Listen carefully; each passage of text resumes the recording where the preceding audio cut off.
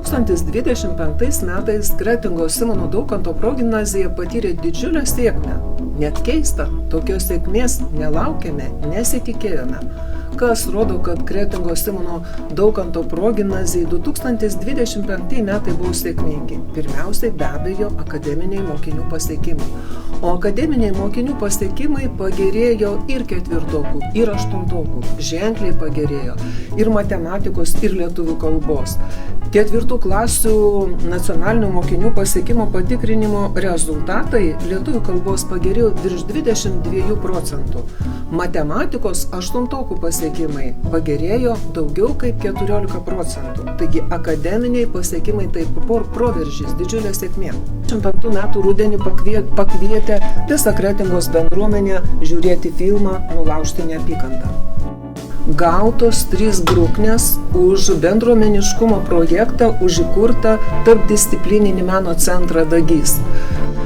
Ir mokykla be abejo pasiekė sėkmė ne tik akademiniuose pasiekimuose, bet daugybė dalykų. Pirmiausiai, tai yra 118 metrų ilgio siena, kurią Simono Daukanto bendruomenė padovanojo Kretingos miestui. Piešė ateities mišką ir mokiniai, ir tėvai, ir vaikai, ir tai kelis mėnesius trukęs tarpdisciplininis meno projektas. Tai rodo bendruomeniškumą, kad mes visi kartu bendruomeniškai susivienyje mokame pasiekti rezultatų didelių. Festivalis Dagio kostiumo kūrimas, į kurį pakvietėme Respublikos mokyklas. Ir šito Dagio kostiumo kūrimo metu buvo sukurta net 10 Daukanto slapyvardžių Dagys kostiumų.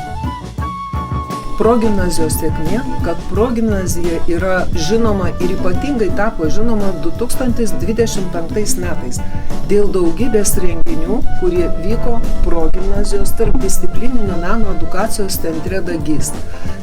Vienas iš renginių tai yra daugiau kaip 10 metų vykstanti Respublikinė dailės ir technologijų mokytojų konferencija Kūrybinės pamokų interpretacijos. Kūrybinės pamokų interpretacijos suvažiuoja visa Lietuva, džiaugiasi pamatyta progimnazija.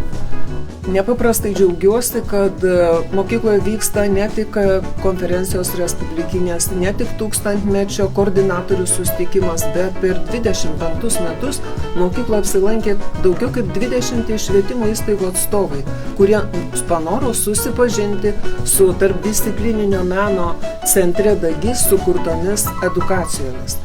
Džiaugiuosi, kad progimnazijai apsilankė įžymūs žmonės, tokie įžymūs žmonės kaip Marija Stonytė, ir kad šitų žymių žmonių padedami mūsų mokiniai sukūrė net parodą Sapnai po uniformą, apie kurią buvo publikuojama net meno žurnale.